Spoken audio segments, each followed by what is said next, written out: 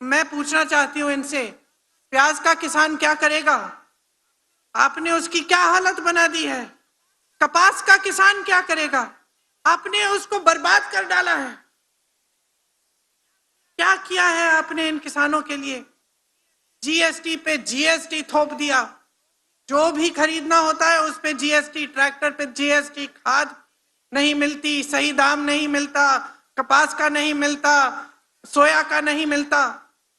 संकट में है किसान आज। आप 10 सालों से प्रधानमंत्री हैं, आपने कुछ नहीं किया। किस मुंह से आप खड़े होकर आप कह रहे हैं कि आप महाराष्ट्र को आगे बढ़ाएंगे, कि आप देश के किसानों को मजबूत करेंगे? किस मुंह से?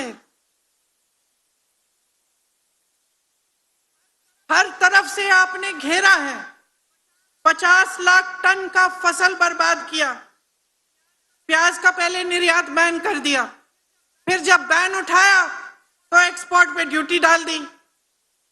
कपास का आयात करके आपने दाम घटवा दिए।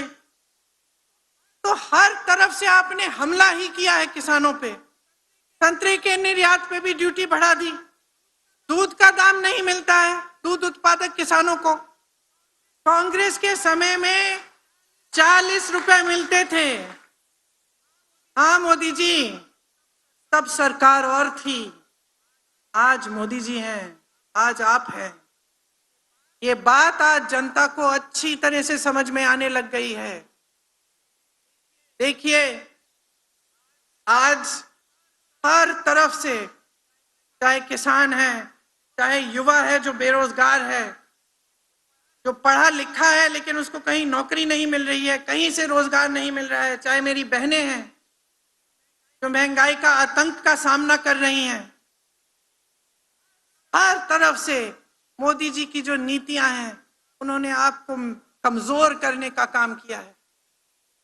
16 लाख करोड़ रुपए इन्होंने बड़े बड़े उद्योगपतियों के माफ किए हैं, कर्ज माफ किए हैं।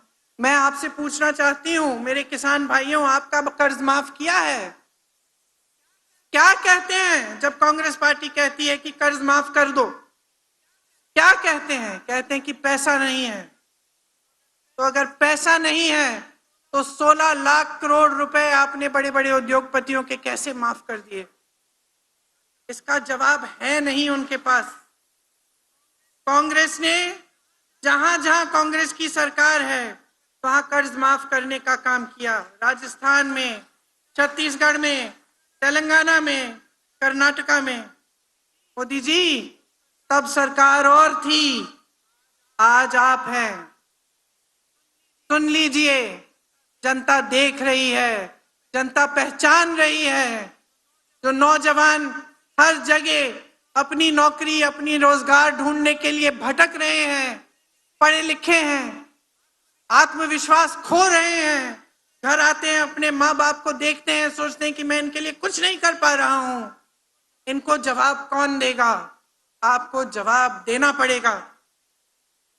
मोदी जी की सरकार को जवाब देना पड़ेगा और यहाँ महाराष्ट्र की सरकार को जवाब देना पड़ेगा कि आपके रोजगार यहां से दूसरे प्रदेशों में क्यों भेजे इन्होंने। आज 2 लाख सरकारी पद खाली हैं, इनको भरने का कोई काम नहीं किया गया है। युवा बेरोजगार हैं, पद खाली हैं, आप उसको भी नहीं कर रहे हो, आप उन्हें भी नहीं भर रहे हो। सबसे ज्यादा आत्महत्या महाराष्ट्र के युवाओं में है, पूरे देश भर में।